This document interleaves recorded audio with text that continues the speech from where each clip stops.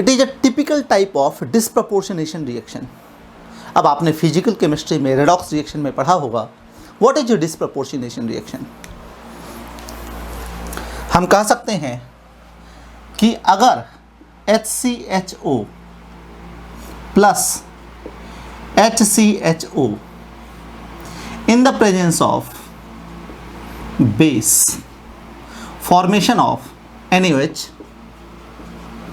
formation of HCOO minus Na plus sodium formate plus CH3OH alcohol means a carbonyl compound plus a carbonyl compound formation of acid, carboxylic acid derivative and alcohol। तो अगर इस चीज को अच्छे से compare करें तो हम यहां पे कह सकते हैं एक ऑक्सीजन और यहां पर दो oxygen, gain of oxygen is called as oxidation. यहां पर एक ऑक्सीजन और दो हाइड्रोजन, यहां पर चार hydrogen, so gain of hydrogen is called as reduction. So what we are observing, जो हम यहां पे देख रहे हैं, the same element undergo oxidation as well as reduction, so it is called as disproportionation। when same element or compound undergo oxidation and reduction simultaneously, such reaction is called as disproportionation reaction। तो Cannizzaro reaction is a typical reaction जिसमें एक carbonyl compound undergo simultaneous oxidation as well as undergo reduction. इसलिए इस reaction को हम best example of disproportionation in organic chemistry इस नाम से भी जानते हैं। अब जैसा कि हम लोग देख रहे हैं कि what we have the carbonyl compound undergo a reaction in the presence of base, formation of carboxylic acid derivative and alcohol. तो पहला क्वेश्चन बनता है, क्या दुनिया भर के सारे कंपाउंड ऐसा रिएक्शन करेंगे? ऑर्गेनिक केमिस्ट्री में जितने भी कार्बोनाइल कंपाउंड है वो ये रिएक्शन करेंगे या कुछ टिपिकल टाइप के कंपाउंड ये रिएक्शन करेंगे? बिल्कुल सही बच्चों, यहाँ पर टिपिकल टाइप ऑफ कंपाउंड जो है वो ये रिएक्शन दिखाएगा। सभी कार्बोनाइल कंपाउंड ये रिएक्शन नहीं दिखाएंगे। तो वो टिपिकल बिहेवियर कौन सा होगा जो ये डिसाइड करेगा कि ये कंपाउंड कैनिज़ेरो रिएक्शन में जाना चाहिए या नहीं जाना चाहिए? कौन कौन से कंपाउंड कैनिज़ेरो में पार्टिसिपेट कर सकते हैं? Condition number 1, non enolizable compound, या फिर साफ शब्दों में कह सकते हैं compound which lack alpha hydrogen atom. Compound which lack alpha hydrogen atom undergo Cannizzaro reaction in the presence of basic condition। अब बेसिक कंडीशन स्ट्रॉन्ग बेस भी हो सकता है और वेरी वेरी स्ट्रॉन्ग बेस भी हो सकता है, इट डिपेंड्स, और उसमें क्या क्या चेंजेस होंगे वो हम आगे देखेंगे। तो पहला पॉइंट हम देखते हैं जो जेईई में क्वेश्चन आ सकता है, which of the following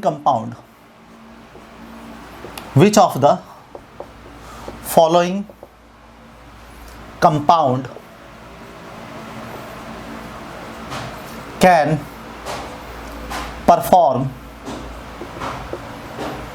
कैनिज़ेरो reaction? Cannizzaro's RXN short form reaction. For example,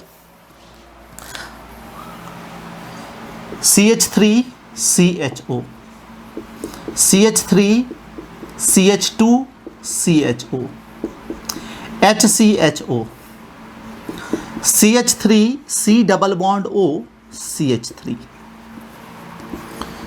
benzene ring C double bond O H. Example, benzene ring C double bond O CH3.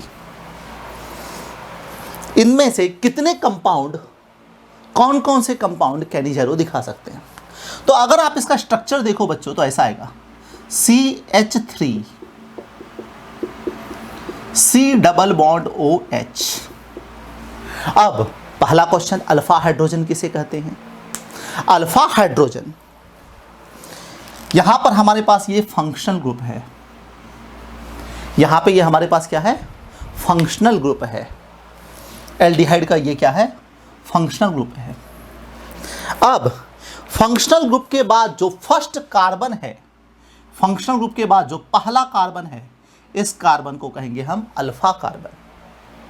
Functional group के बाद जैसे आप math में कहते हो 1 2 3 4, उसे हम केमिस्ट्री में कहते हैं A stands for alpha, B stands for beta, C stands for gamma and D stands for delta.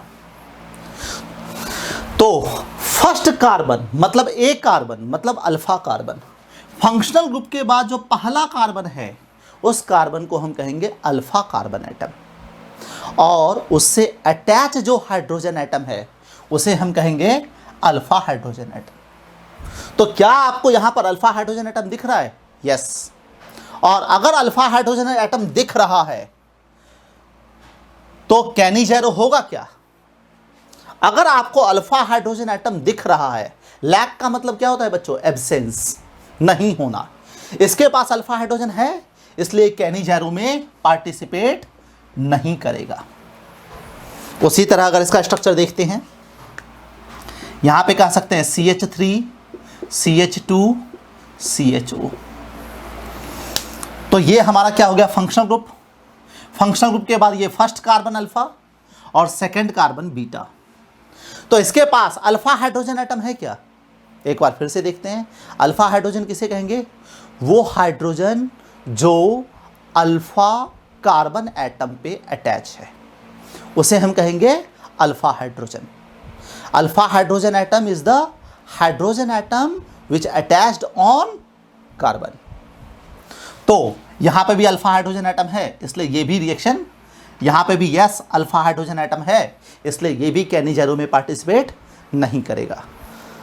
उसके बाद थर्ड एग्जांपल HCHO. तो इसके बगल में कार्बन है क्या? फंक्शनल ग्रुप को अटैच हाइड्रोजन नहीं, बिल्कुल नहीं. बगल में अटैच फर्स्ट कार्बन है क्या? अल्फा हाइड्रोजन किसे कहते हैं? अल्फा कार्बन एटम के ऊपर अटैच हाइड्रोजन को अल्फा हाइड्रोजन कहते हैं. यह तो फंक्शनल ग्रुप का कार्बन है, इसके बगल में कोई कार्बन नहीं दिख रहा है, मतलब इसके पास अल्फा कार्बन बिल्कुल नहीं है. अब जब अल्फा कार्बन नहीं है तो अल्फा हाइड्रोजन कहां से होगा? इसलिए यस, ये वाला कंपाउंड कैनिजेरो परफॉर्म करेगा. उसी तरह अगर आप यहां पर देखो तो ये आपका फंक्शनल ग्रुप. फंक्शनल ग्रुप के बाद फर्स्ट कार्बन ये है और फर्स्ट कार्बन ये है. अल्फा कार्बन को attach hydrogen atom, alpha hydrogen है, इसलिए ये रिएक्शन नहीं करेगा. अब इस चीज को ध्यान से देखो, कार्बन के पास मैक्सिमम कितने बॉन्ड? 4 बॉन्ड होते हैं क्या? ये तो हमारा फंक्शनल ग्रुप हो गया, ये हमारा क्या हो गया? फंक्शनल ग्रुप हो गया. इस जगह पे 4 बॉन्ड हैं बच्चों. आपको 4 बॉन्ड यहां पे नजर आ रहा है? 4 बॉन्ड है, तो यहां पे हाइड्रोजन एटम होगा क्या? बिल्कुल नहीं. कार्बन की वैलेंसी 4 होती है, 4 बॉन्ड बन चुका है, तो हाइड्रोजन नहीं होगा. इसलिए यहां पर अल्फा हाइड्रोजन एटम नहीं है, मतलब यस, ये रिएक्शन में अल्फा हाइड्रोजन एटम एब्सेंट है, इसलिए यस, ये रिएक्शन में पार्टिसिपेट करेगा. इसका कैनिजेरो पॉसिबल है. उसी तरह ये हो गया हमारा फंक्शनल ग्रुप। इसके इस साइड में जो कार्बन है इसके ऊपर कितने बॉन्ड है? 4 बॉन्ड। यहां पे हाइड्रोजन एटम नहीं है, लेकिन इस कार्बन को तो हाइड्रोजन एटम है, यहां पे अल्फा हाइड्रोजन एटम है।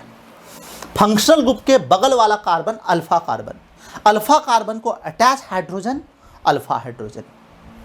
तो इसके पास अल्फा हाइड्रोजन है, इसलिए ये कैनिजेरो रिएक्शन नहीं करेगा। तो बच्चों, कैनिजेरो रिएक्शन कौन सा कंपाउंड करता है? जिसके पास अल्फा हाइड्रोजन एटम नहीं होता है। अभी हमने देखा थोड़ी देर पहले कि कैनिजेरो रिएक्शन में सिर्फ वही कंपाउंड पार्टिसिपेट करता है जिसके पास अल्फा हाइड्रोजन एटम नहीं होता है। फॉर एग्जाम्पल, इन सभी एग्जाम्पल्स में एक कंपाउंड ये और एक कंपाउंड ये दोनों कंपाउंड हैं जो कैनिजेरो रिएक्शन में परफॉर्मेंस दे रहे हैं, पार्टिसिपेट कर रहे हैं। अब देखते हैं अगर ये कैनिजेरो रिएक्शन में जाता है तो क्या बनता है। For example, HC+OH 2 mole in the presence of base. For example base ले लेते हैं KOH, फॉर एग्जाम्पल बेस ले लेते हैं KOH या NaOH। तो हम कहेंगे HC+OH, ये पहला मॉलिक्यूल था, HC+OH, ये दूसरा मॉलिक्यूल था। अब ये दोनों मॉलिक्यूल जो है कैनिजेरो में परफॉर्म करेंगे। हमें पता है कैनिजेरो डिस्प्रपोर्शन का एग्जांपल है, मतलब एक कंपाउंड ऑक्सीडेशन में जाएगा और दूसरा कंपाउंड रिडक्शन में जाएगा। एक कंपाउंड ऑक्सीडेशन में जा रहा है, मतलब क्या कहेंगे, what we have the gain of oxygen, और पोटाशियम जो है इसको रिप्लेस कर देगा। और दूसरा कंपाउंड रिडक्शन में जाएगा, तो ये डबल बॉन्ड टूट के सिंगल बॉन्ड H और ये H। Gain of oxygen is oxidation, gain of hydrogen is reduction, इसलिए कंपाउंड साइमल्टेनियस ऑक्सीडेशन और रिडक्शन में जाता है। फॉर एग्जाम्पल, सेकेंड कंपाउंड हम लेते हैं, इसका नाम क्या होगा बच्चों? कॉमन नेम होगा फॉर्मल्डिहाइड, इसका कॉमन नेम होगा पोटाशियम फॉर्मेट, और इसका कॉमन नेम होगा मिथाइल अल्कोहल। तो इसका आईयूपीएसी नेम क्या आएगा? इसका आईयूपीएसी नेम आएगा मिथेनॉल, इसका आईयूपीएसी नेम आएगा मिथेनॉल, इसका IUPAC name potassium format, potassium format. तो इसे हम मिथएनओइक एसिड कहते हैं, तो मिथएनओएट, और K है तो यहां पे लग जाएगा पोटाशियम। तो इसका आईयूपीएसी नेम क्या बन जाएगा? पोटाशियम मिथएनओएट, और इसका आईयूपीएसी नेम एक कार्बन है इसलिए मिथएन एल्डिहाइड को हम अल कहते हैं। क्लियर? उसी तरह एक कंपाउंड और है जो कैनिजेरो में जा सकता है। फॉर एग्जाम्पल, हम कहते हैं कि PH मतलब benzene ring, C+OH twice mole in the presence of base like NaOH। तो ये बनाएगा P+OH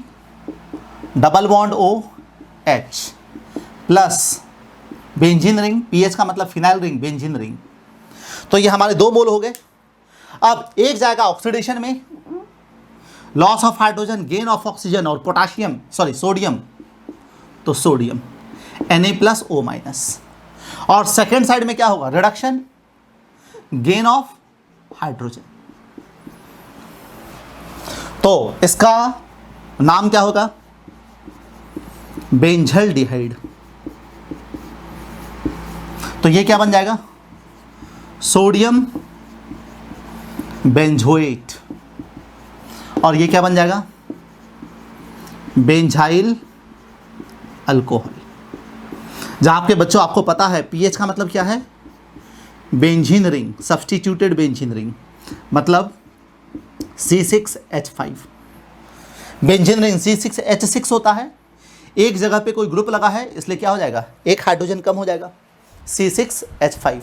पीएच मतलब फिनाइल। पीएच का मतलब क्या हुआ, फिनाइल। तो क्या आप अपने मन से और भी कोई ऐसा कंपाउंड सोच सकते हो जिसमें अल्फा हाइड्रोजन ना हो और वो रिएक्शन करता हो? कुछ ऐसा सोच सकते हो? फॉर एग्जाम्पल देखो, अगर हम बात करते हैं नॉन बेंजोइड एरोमेटिक कंपाउंड, ये क्या है, furan, non benzoid aromatic compound, इसके साथ CHO 2 mole in the presence of base NaOH, in the presence of base NaOH, तो ये क्या देगा, non benzoid aromatic compound, just copy paste रहेगा और यहां पे होगा CH double bond O plus non benzoid aromatic compound उसी तरह रहेगा और यहां पे रहेगा C डबल बॉन्ड OH। अब एक जगह पे रिडक्शन और दूसरे जगह पे ऑक्सीडेशन, एक जगह पे रिडक्शन मतलब गेन ऑफ हाइड्रोजन और दूसरे जगह पे ऑक्सीडेशन मतलब loss of hydrogen, gain of oxygen. अब यहां पे सोडियम है इसलिए,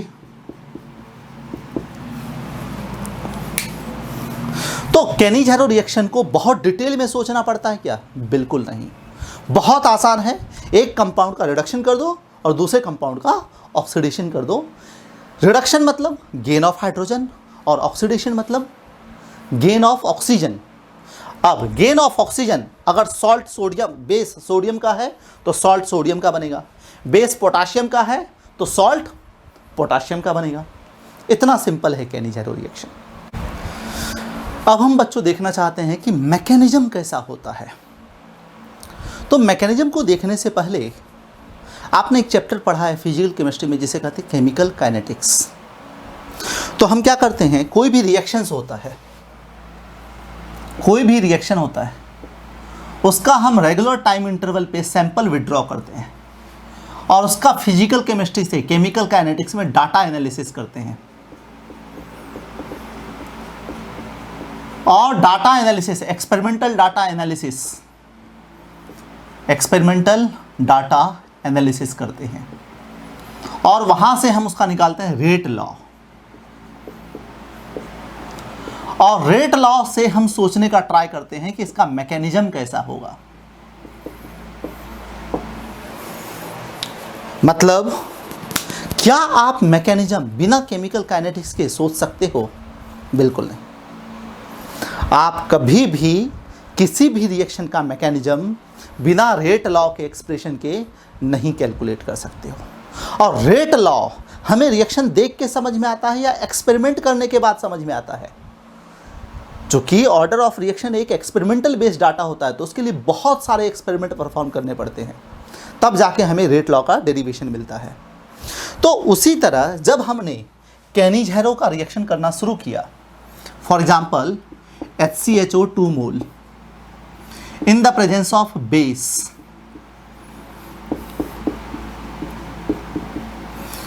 तो हमें मिला HCOO minus carboxylate ion plus CH3OH। अब सोडियम है तो यहां पे क्या आएगा, सोडियम फॉर्मेट। तो हमने बहुत सारा एक्सपेरिमेंट परफॉर्म करके एक एक्सपेरिमेंटल डाटा निकाला कि इसका रेट लॉ आता है R is equal to K into HCHO का पावर 2 और बेस का पावर 1। ये एक्सपेरिमेंटल डाटा है। अब ये कहां से आया, ये आपके सिलेबस में नहीं है। ये कैसे आया सर, तो ये आपके सिलेबस में फिलहाल नहीं है। सो आपको ये ध्यान में रखना होगा कि ये हमने केमिकल काइनेटिक्स से इसका डेरिवेशन निकाला और हमें पता चला कि rate of reaction is equal to rate constant HCHO का पावर 2 और OH माइनस का power 1। Means overall it is following third order kinetics. Overall it is following third order kinetics. और फिर हमने यहां से इसका मैकेनिज्म सोचने का ट्राई किया। अब ये कब आएगा, इफ, तो दो कंडीशन मैंने आपको बताई थी। एक, अगर बेस स्ट्रॉन्ग है और लो कॉन्सेंट्रेशन में है, और दूसरा बहुत ज़्यादा कॉन्सेंट्रेशन में है, वेरी हाई कॉन्सेंट्रेशन। तो ये वाला जो ऑब्जर्वेशन था, this is applicable for strong base at low concentration. Strong base at low concentration. अब चूंकि rate law is applicable only for slow step, fast step के लिए हम रेट लॉ पता ही नहीं कर सकते। फिर हमने इस मैकेनिज्म का कंक्लूजन निकाला कि हो सकता है शायद मैकेनिज्म ऐसा हो, H C H double bond O, this is one formaldehyde molecule. इसके साथ सबसे पहले स्ट्रॉन्ग बेस रिवर्सिबल रिएक्शन, बहुत ही स्पीड में ये रिएक्शन होता है, फास्ट स्टेप रिएक्शन। तो हमारे पास मॉलिक्यूल है फॉर्मल्डिहाइड। फॉर्मल्डिहाइड OH माइनस के साथ एक फास्ट स्टेप रिएक्शन होता है। स्टेप नंबर 1 कह सकते हैं इसको, स्टेप नंबर 1 कह सकते हैं। अब OH माइनस जिसके पास निगेटिव चार्ज है वो होता है न्यूक्लियोफाइल। जिसके पास निगेटिव चार्ज है वो क्या होता है? न्यूक्लियोफाइल। अब यहां पे ये वाला कार्बन और ये oxygen, oxygen is more electronegative atom than carbon. Electronegativity मतलब क्या होता है? टेंडेंसी टू एक्सेप्ट इलेक्ट्रॉन, मतलब इलेक्ट्रॉन को खींच के लेने वाला ऑक्सीजन। तो यहां पे अगर हम बात करते हैं तो HCH, कार्बन और ऑक्सीजन में ज्यादा इलेक्ट्रोनेगेटिव कौन है? Oxygen atom. इसलिए ये जो पाई इलेक्ट्रॉन है, इस पाई डबल बॉन्ड में पाई इलेक्ट्रॉन होता है, पढ़ा होगा आपने एल्कीन में।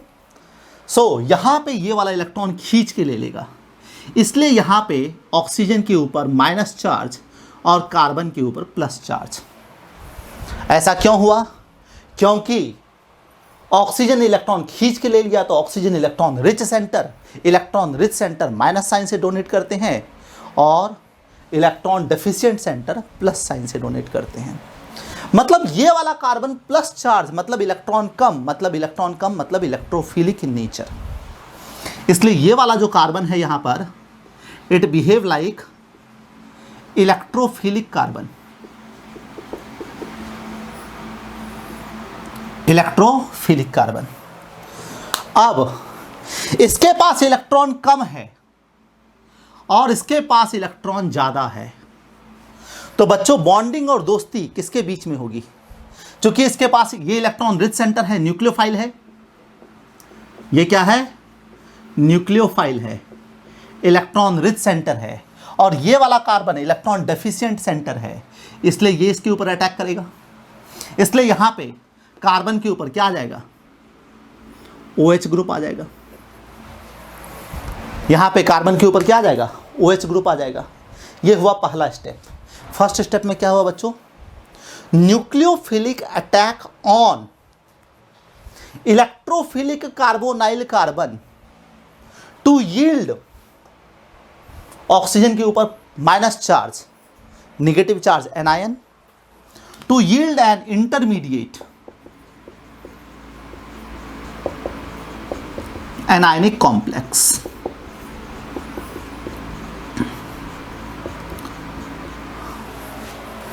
To yield an intermediate anionic complex. अब दूसरे स्टेप में क्या होता है? ये पहला स्टेप हुआ। क्या हुआ पहला step? Nucleophilic attack on electrophilic carbon to yield an intermediate anionic complex.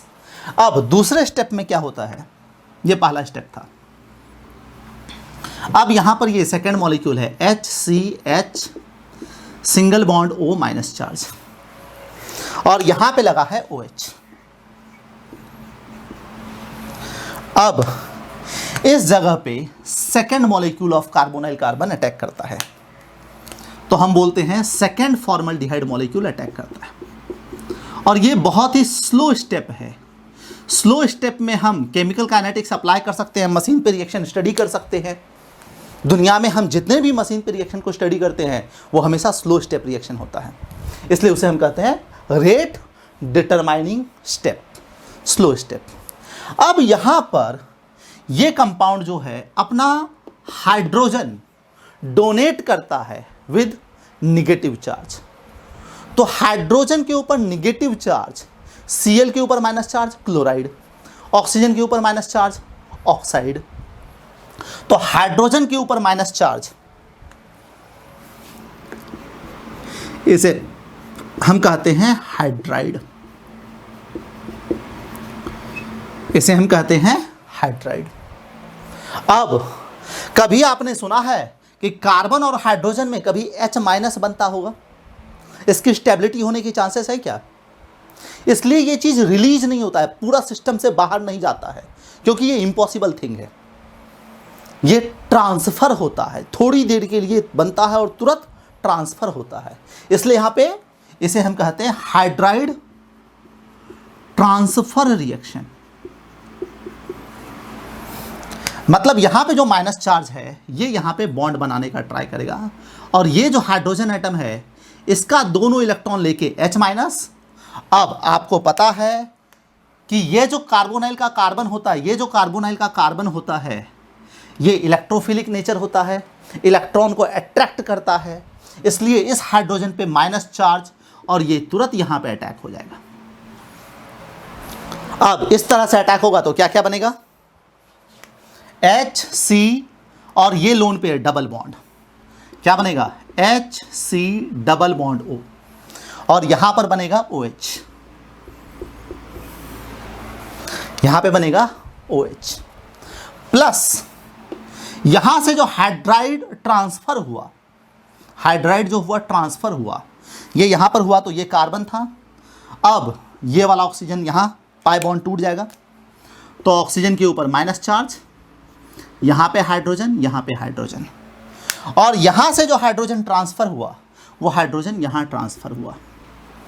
तो सेकेंड स्टेप में क्या होता है? Second step is the slow step, rate determining step. यहाँ पे हाइड्राइड ट्रांसफ़र रिएक्शन होता है, और जहाँ पे स्लो स्टेप में दोनों मॉलिक्यूल अटैक कर रहे हैं क्या? दोनों मॉलिक्यूल अटैक कर रहे हैं क्या? और ये बेस कैटालाइज्ड होता है। तो देखो स्लो स्टेप में दोनों molecule in the presence of basic condition काम कर रहे हैं क्या? तो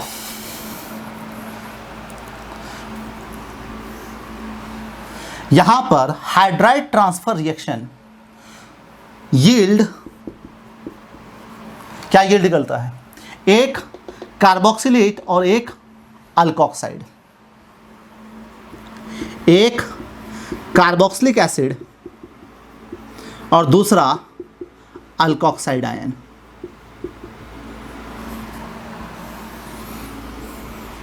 दूसरा अल्कोक्साइड आयन। अब तीसरे स्टेप में, फर्स्ट स्टेप, स्टेप 1, स्टेप 2 और स्टेप 3, तीसरे स्टेप में ये दोनों मॉलिक्यूल आपस में रिएक्ट करते हैं और प्रोटॉन ट्रांसफर रिएक्शन करते हैं। तो यहां पे हम कह सकते हैं कि हमारे पास एक मॉलिक्यूल था HC double bond O OH plus दूसरा मॉलिक्यूल था CH3O माइनस, और यहां पर रैपिड प्रोटॉन ट्रांसफर रिएक्शन होता है, प्रोटॉन ट्रांसफर रिएक्शन होता है। मतलब यहां से इसका proton H plus carboxylic acid है, एसिडिक नेचर है, अल्कोक्साइड आयन है, बेसिक नेचर है।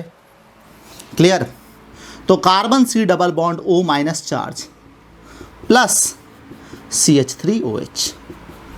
अब जो कि हमारे पास बेस था NaOH, NaOH का OH माइनस यहाँ पे अटैक हुआ तो क्या बचा था हमारे पास? Na प्लस, तो वो Na प्लस यहाँ पे अटैक करता है, फॉर्मेशन ऑफ सॉल्ट। इस तरीके से in low concentration, strong base at low concentration पहले स्टेप में न्यूक्लियोफिलिक अटैक करता है, एक एनायन कॉम्प्लेक्स जनरेट करता है, वो anion complex second molecule of carbonyl पे अटैक करता है और जनरेट करता है एक अल्कोक्साइड आयन और एक कार्बोक्सिलिक एसिड। फिर ये carboxylic acid with this alkoxide ion undergo proton transfer reaction and formation of sodium salt of carboxylate plus alcohol। तो अभी हमने थोड़ी देर पहले देखा था कि कैनिज़ेरो strong base in low concentration follow third order kinetics, एक एक्सपेरिमेंटल डाटा है।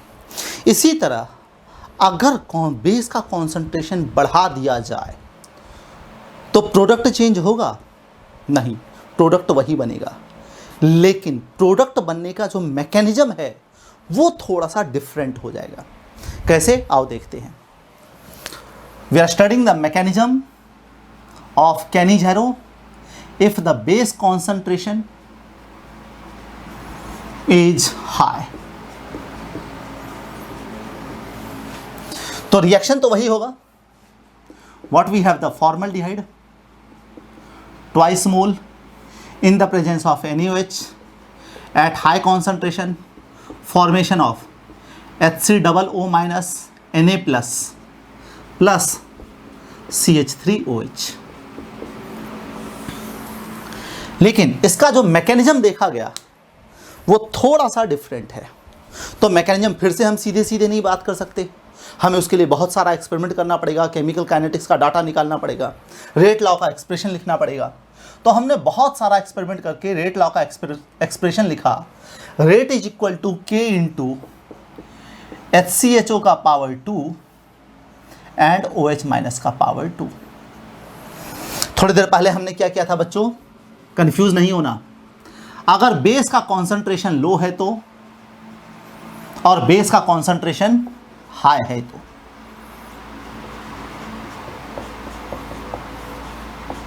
अगर बेस का कॉन्सेंट्रेशन लो है, R is equal to formaldehyde second order and base first order. यहां पर फॉर्मल्डिहाइड सेकेंड ऑर्डर और बेस भी second order, means in this condition it follow third order reaction and in this condition it follow fourth order reaction। third order kinetics, fourth order kinetics, both are bimolecular reaction। यहाँ पे भी दो molecule होते हैं bimolecular, और ये वाला भी कौन सा रिएक्शन होता है, बायमोलिकुलर, क्योंकि 2 मोल ही लगता है दोनों कंडीशन में। पिछले रिएक्शन में भी 2 मोल लगा था और इस रिएक्शन में भी 2 मोल लगा है, तो दोनों कंडीशन में 2 मोल रिएक्ट होता है, इसलिए bimolecular reaction. It follow third order kinetics and it follow fourth order kinetics.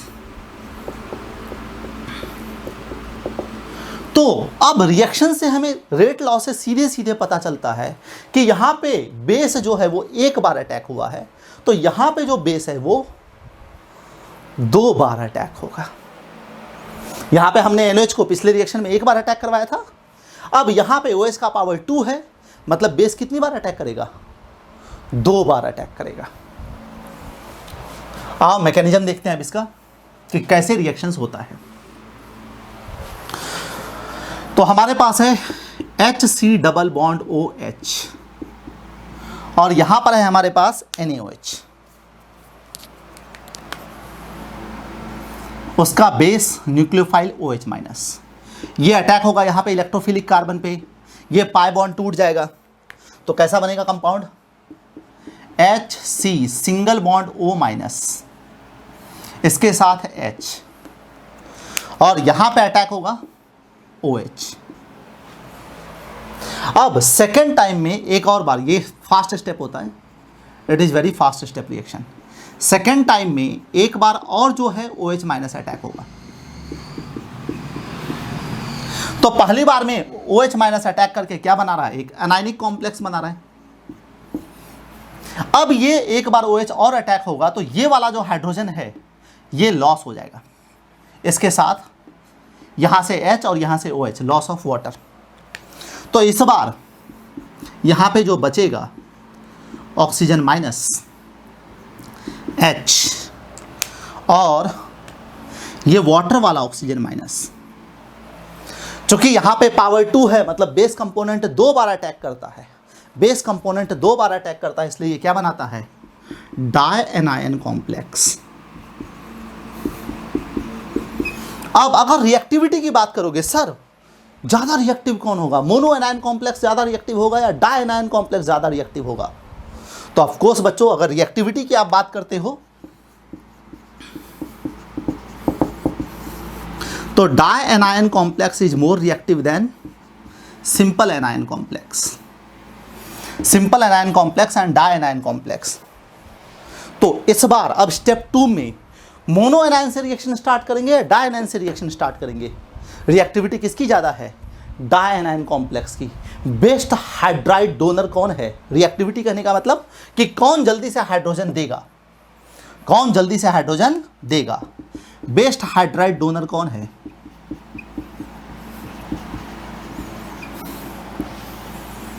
Best hydride donor कौन है? तो mono anion versus di anion में di anion is a best hydride donor. अब ये हाइड्रोजन डोनेट करेगा दूसरे फॉर्मल्डिहाइड मॉलिक्यूल को। Step 2,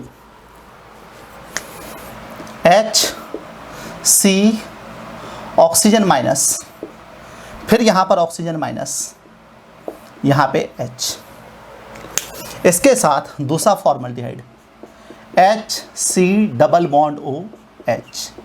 it is a slow step, rate determining step, step number 2। तो यहाँ पे ये वाला कंपोनेंट ये यहाँ पे पाई बॉन्ड बनाने का ट्राई करेगा, ये यहाँ पे H माइनस लेगा और ये H माइनस जो है ये अटैक करेगा इस जगह पे। इलेक्ट्रोफिलिक कार्बन होता है कार्बोनाइल का। तो अब क्या होगा? अब जो बनेगा HC single bond O minus double bond O, HC oxygen यहां से लोन पेयर यहां पे, तो फॉर्मेशन ऑफ डबल बॉन्ड और ये H चला गया, प्लस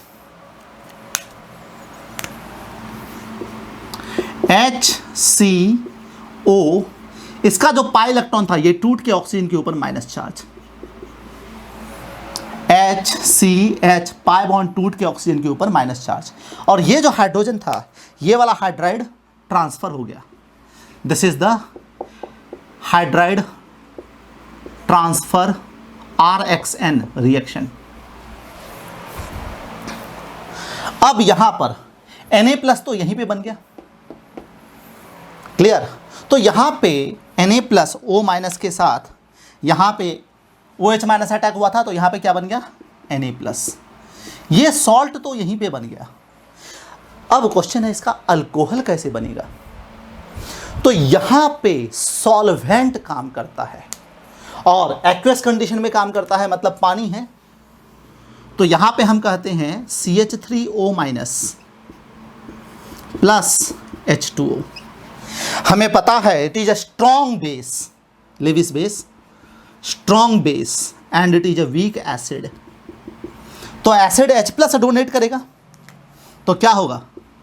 CH3O माइनस, हमारे पास क्या था? CH3O minus.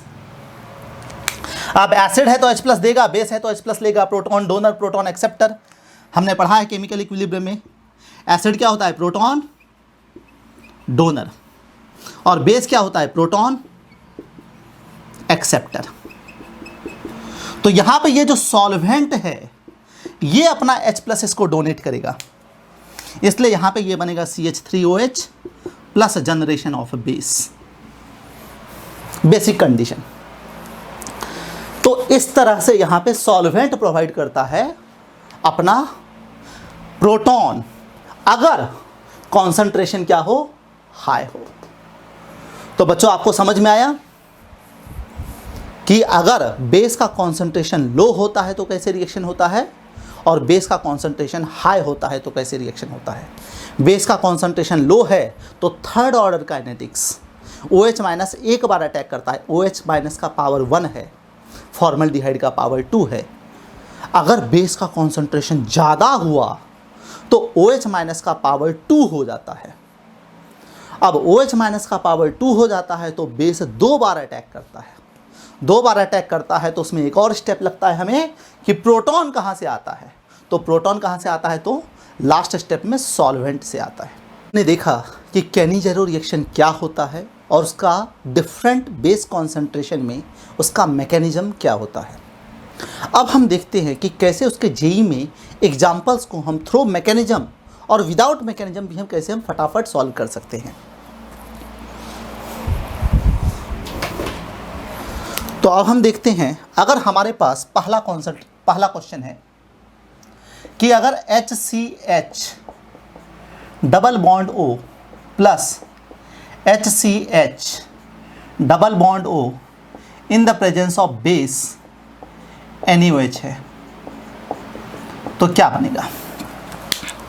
तो यहाँ पे हमने देखा था कि आप इस चीज़ को सिंपली 2 बार लिख लो,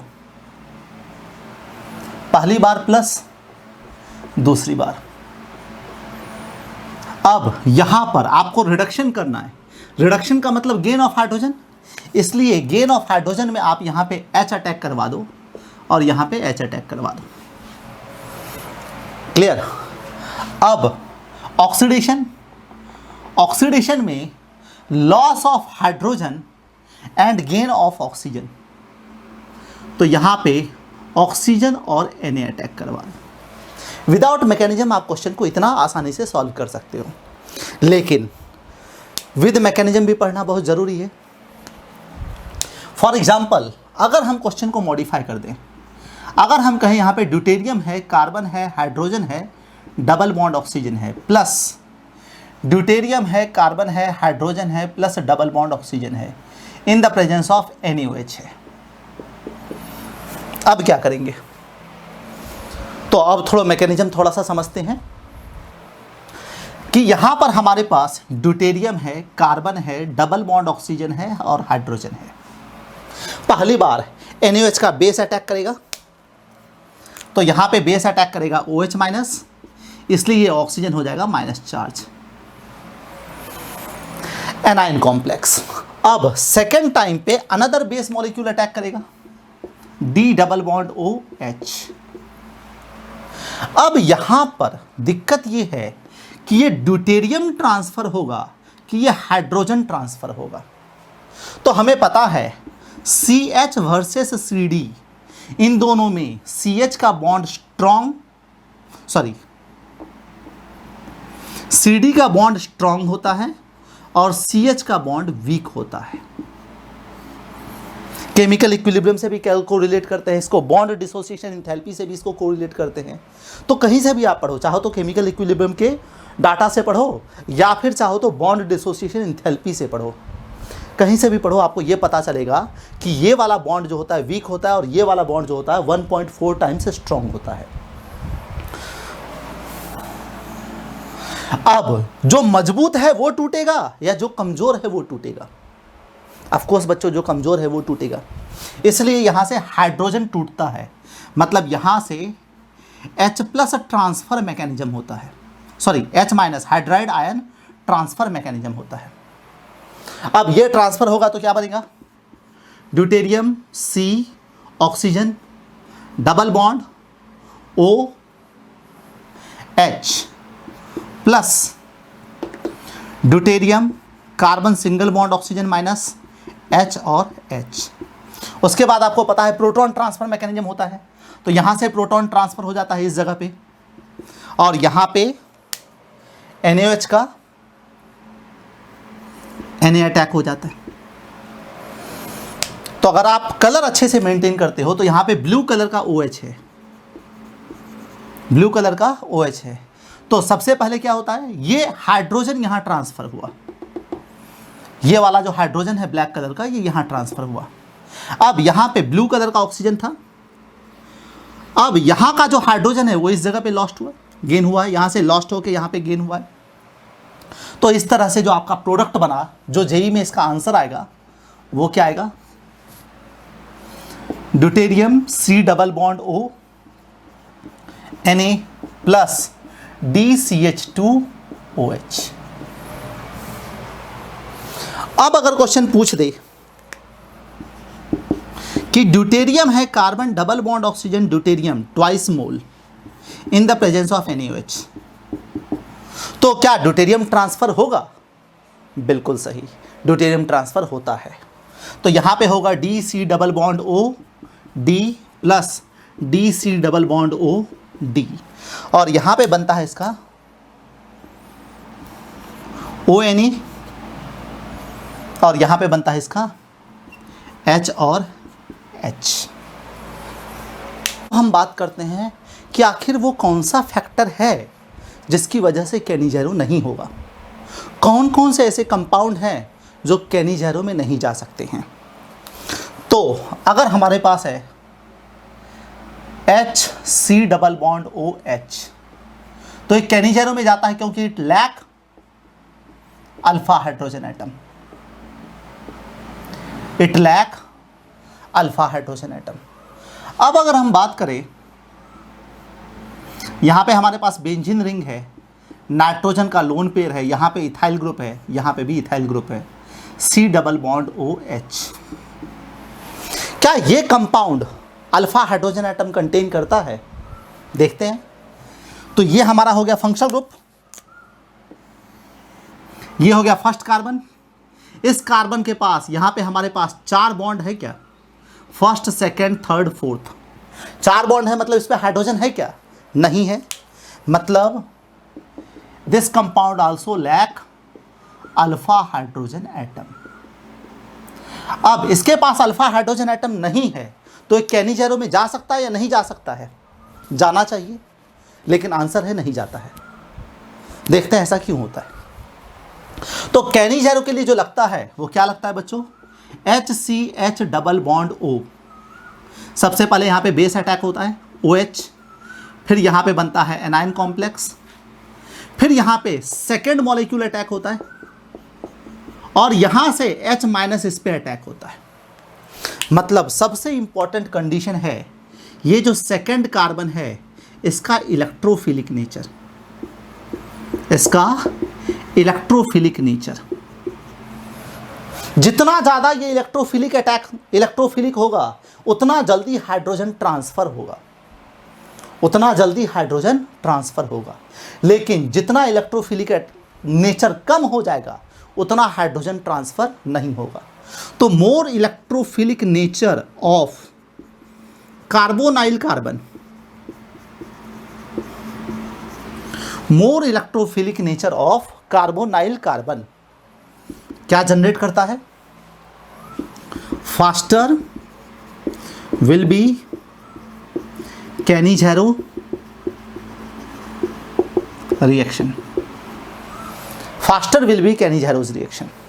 अब यहां पे देखते हैं, नाइट्रोजन अपना यहां से माइनस आई इफेक्ट लेता है, क्योंकि कार्बन और नाइट्रोजन में ज़्यादा इलेक्ट्रोनेगेटिव कौन है? नाइट्रोजन है, तो माइनस आए। लेकिन नाइट्रोजन अपना लोन पेयर देगा तो प्लस आर इफेक्ट होगा। हमें पता है minus I versus plus R, इसमें प्लस आर डोमिनेट करता है, इसलिए ये इलेक्ट्रॉन देगा। अब ये इलेक्ट्रॉन देगा तो क्या बनाएगा? नाइट्रोजन ने अपना इलेक्ट्रॉन दे दिया तो पॉजिटिव चार्ज,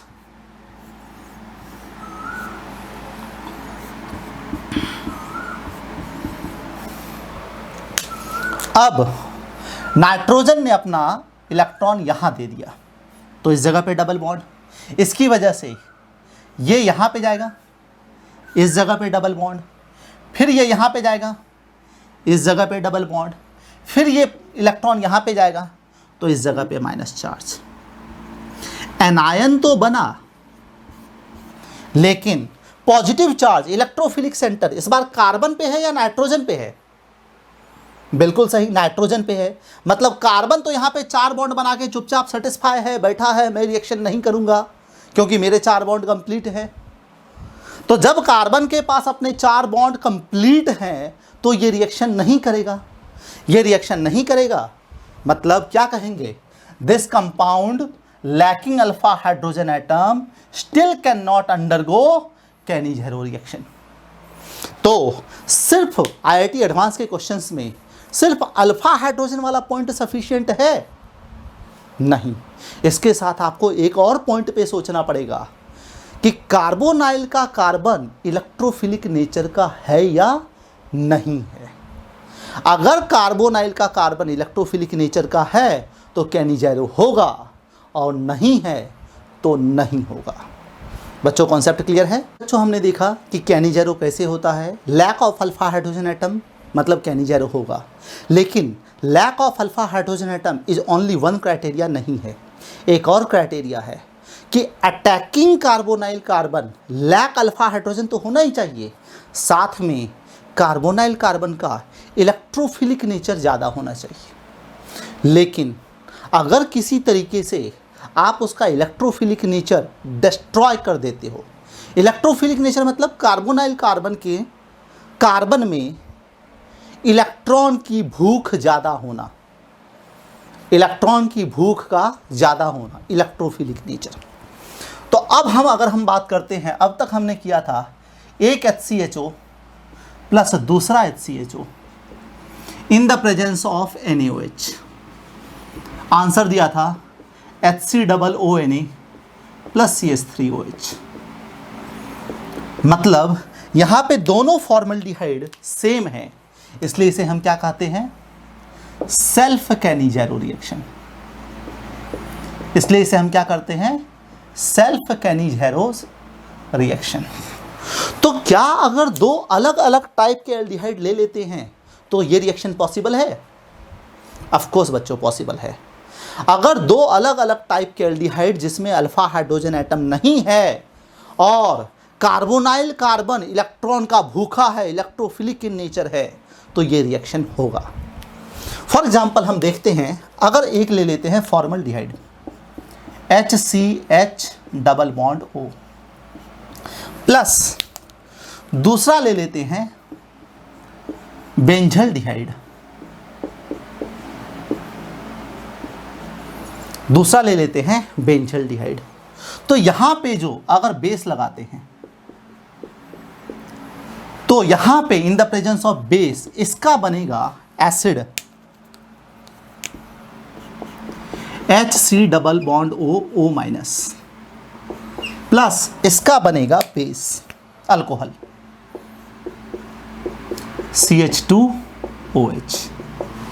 तो इसका बनेगा एसिड और इसका बनेगा अल्कोहल। अब जेई में अगर आपको जेई मेन में सिंपल सा स्टेटमेंट इसको अगर याद रखना है तो ऐसा कह सकते हैं, इस कार्बोनाइल के बगल में छोटा छोटा ग्रुप है, इसके बगल में बड़ा सा ग्रुप है। क्लियर? तो जो इलेक्ट्रोफिलिक अटैक होगा वो इस पे फास्ट होगा या इस पे फास्ट होगा? कौन ज़्यादा रिएक्टिव होगा? यहाँ पे दोनों छोटे ग्रुप हैं और यहाँ पे एक बड़ा ग्रुप है, तो इसका रिएक्टिविटी फास्ट होगा, मतलब ये क्या होगा, मोर रिएक्टिव होगा। तो जो चीज़ मोर रिएक्टिव होगा उसका बनेगा acid. Out of two component जो कंपोनेंट मोर रिएक्टिव होगा उसका बनेगा एसिड। चलो इसको मैकेनिज्म के थ्रू समझते हैं। अब हम बात कर रहे हैं कि यहाँ पर है HCH डबल बॉन्ड O और यहाँ पर है benzene ring C double bond OH। तो दोनों हाइड्रोजन एटम स्मॉल साइज के हैं, एक फिनाइल ग्रुप बड़ा साइज का है, एक हाइड्रोजन एटम स्मॉल साइज का है। तो न्यूक्लियोफिलिक अटैक होने के लिए यहाँ पे जगह है और न्यूक्लियोफिलिक अटैक होने के लिए यहाँ पे जगह नहीं है, मतलब ये कार्बन छुपा हुआ है। इसे हम कहते हैं स्टेरिकली हिंड्रेंस। यहाँ पे जो कार्बन छुपा हुआ है, हिंडर छुप गया है, क्योंकि यहाँ पे OH को घुसने के लिए जगह ही नहीं है, तो इस टर्म को कहते हैं स्टेरिकली हिंड्रेंस। तो जितना बड़ा ग्रुप होगा उतना कार्बन छुप जाएगा, स्टेरिकली हिंडर्ड हो जाएगा। अब कार्बन छुप गया तो रिएक्शन कैसे होगा? और यहाँ पे कार्बन फ्रंट में आ गया है कि आ जाओ न्यूक्लियोफाइल, मैं तैयार हूँ बॉन्डिंग बनाने के लिए, तो इस जगह पे अटैक होगा। इसलिए आउट ऑफ टू हम क्या कहेंगे कि जितना ज़्यादा बल्की ग्रुप होगा उतना ज़्यादा बल्की ग्रुप का साइज ज़्यादा होगा, उतना ज़्यादा स्टेरिकली हिंडर्ड कार्बन मिलेगा। स्टेरिकली हिंडर्ड का कार्बन का मतलब क्या हुआ? छुपा हुआ कार्बन। अगर कार्बन छुप गया, हिंडर्ड हो गया, तो रिएक्टिविटी के लिए कार्बन तैयार ही नहीं है, मतलब रिएक्टिविटी कम होगी या ज़्यादा होगी? इसलिए reactivity means attack of nucleophile, attack of nucleophile. OH minus less होगा। इसलिए out of these two compound कौन ज़्यादा रिएक्ट करेगा? फॉर्मल्डिहाइड। अब देखते हैं इसका मैकेनिज्म कैसे होगा। तो सबसे पहले HCH डबल बॉन्ड O, इसके साथ अटैक होगा बेस, इसके साथ अटैक होगा बेस, ये बेस यहाँ अटैक करेगा, ये ऑक्सीजन यहाँ जाएगा। तो इस तरह से बनेगा HCHO माइनस और इसके साथ OH। फिर अगले स्टेप में यहाँ पे दूसरा बेंजल्डिहाइड अटैक करेगा। अब ये वाला हाइड्रोजन जो है वो ट्रांसफर होगा यहां पर। तो इस तरह से क्या होगा, CO माइनस चार्ज H, ये वाला हाइड्रोजन यहां ट्रांसफर हो गया, plus HC double bond O और यहां पे लगेगा OH। और अगले स्टेप में क्या होगा, प्रोटॉन ट्रांसफर होगा। अगले स्टेप में क्या होगा, प्रोटॉन ट्रांसफर होगा। तो क्या बनेगा, HC डबल बॉन्ड O, यहाँ पर O minus charge, plus benzene ring CH, यहाँ पे हाइड्रोजन और इस जगह पे ऑक्सीजन माइनस चार्ज के साथ था। प्रोटॉन ट्रांसफ़र हुआ, मतलब यहाँ का हाइड्रोजन यहाँ ट्रांसफ़र हो जाएगा, यहाँ का हाइड्रोजन यहाँ पे ट्रांसफ़र हो जाएगा। इस तरह से एक कंपाउंड का एसिड और दूसरे कंपाउंड का अल्कोहल। तो बच्चों जेई में सॉल्व करने के लिए ट्रिक में क्या याद रखें, क्रॉस कैनिज़ेरो रिएक्शन, दो अलग अलग टाइप मतलब क्रॉस, दो सेम टाइप मतलब सेल्फ, दो अलग अलग टाइप मतलब cross कैनिज़ेरो reaction.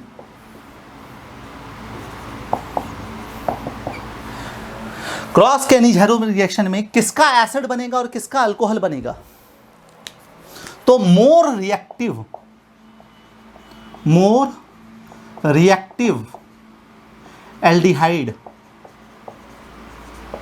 Yield carboxylic acid, carboxylate ion. Cross कैनिज़ेरो में ये चीज़ बहुत अच्छे से याद रखना बच्चों कि मोर रिएक्टिव कार्बोनाइल कंपाउंड क्या जनरेट करेगा, कार्बोक्सिलेट आयन। अभी हमने देखा कि क्रॉस कैनिज़ेरो रिएक्शन में ज़्यादा रिएक्टिव कौन होता है, जिसका रिएक्टिविटी ज़्यादा होता है। तो कैसे पता चलेगा कि ये वाला एल्डिहाइड ज़्यादा रिएक्टिव है और ये वाला एल्डिहाइड कम रिएक्टिव है?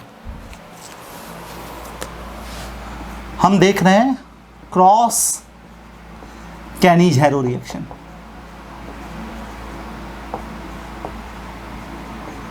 हम देख रहे हैं बच्चों क्रॉस कैनिज़ेरो रिएक्शन।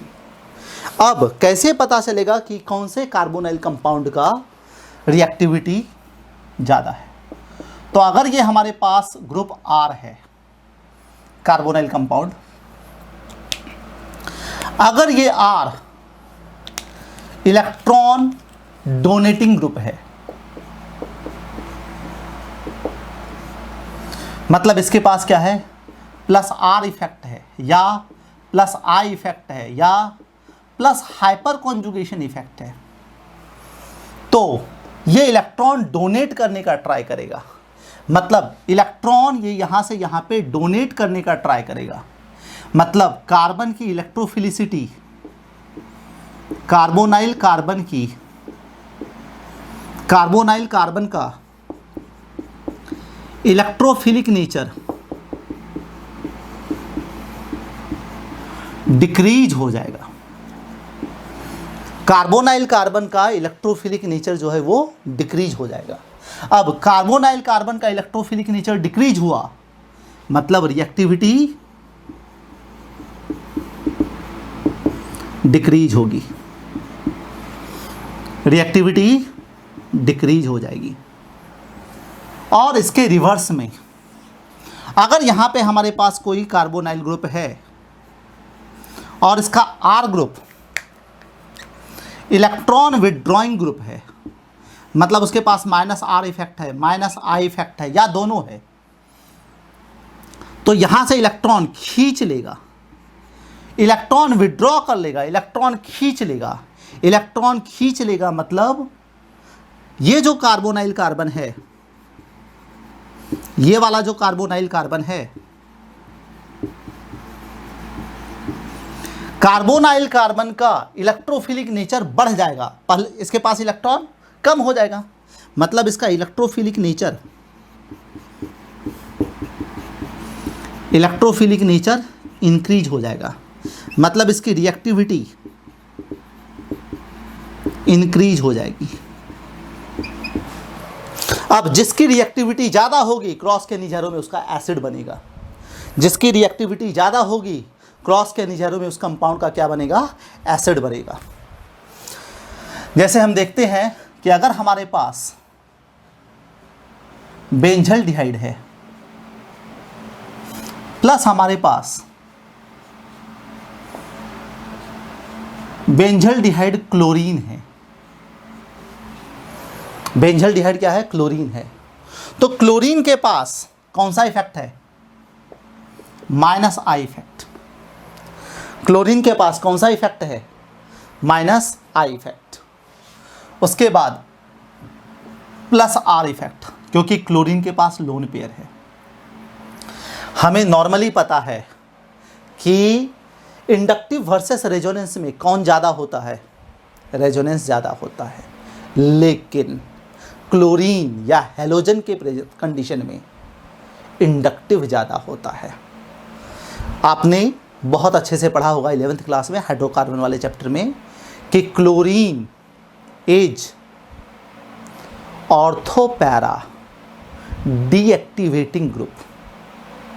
अब डीएक्टिवेटिंग मतलब हैलोजन, क्लोरीन मतलब halogen, halogen is ortho para deactivating group. तो नॉर्मली रेजोनेंस ज़्यादा होता है, लेकिन हैलोजन के केस में इंडक्टिव ज़्यादा होता है। अब इंडक्टिव ज़्यादा होता है तो इसका इलेक्ट्रॉन खींच लिया, इसका इलेक्ट्रॉन खींच लिया मतलब कार्बोनाइल कार्बन ज़्यादा इलेक्ट्रोफिलिक हो गया, ज़्यादा इलेक्ट्रोफिलिक हो गया तो ज़्यादा रिएक्टिव हो गया, और ज़्यादा रिएक्टिव हो गया तो इसका क्या बनेगा, एसिड बनेगा। ये ज़्यादा रिएक्टिव हो गया, अब ये ज़्यादा रिएक्टिव हो गया, इसलिए इसका आंसर क्या बनेगा, कार्बोक्सिलेट आयन बनेगा इन द प्रेजेंस ऑफ बेस। ये क्या बनाएगा, कार्बोक्सिलेट आयन। इसलिए इस क्वेश्चन का आंसर COO- क्लोरीन प्लस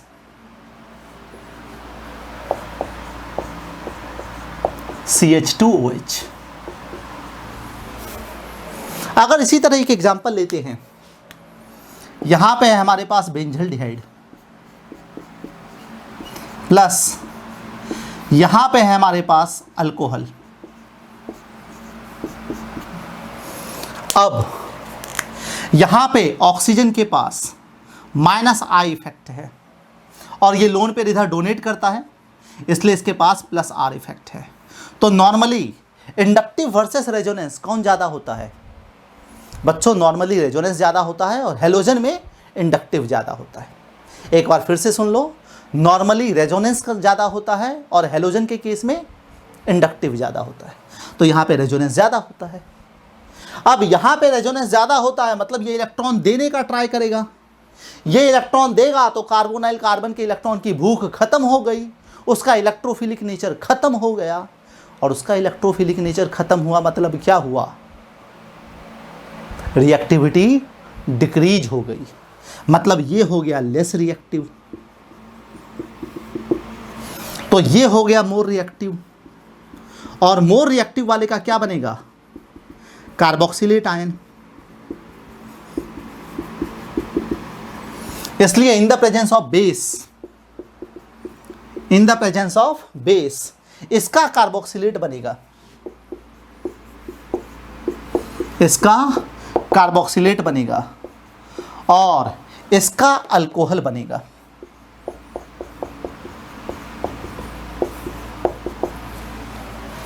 तो इस तरह से बच्चों हम जेई में, मेन में और एडवांस में कैनिज़ेरो क्रॉस कैनिज़ेरो की रिएक्टिविटी देख के डिसाइड करते हैं कि कंपाउंड किस तरह से रिएक्ट करेगा।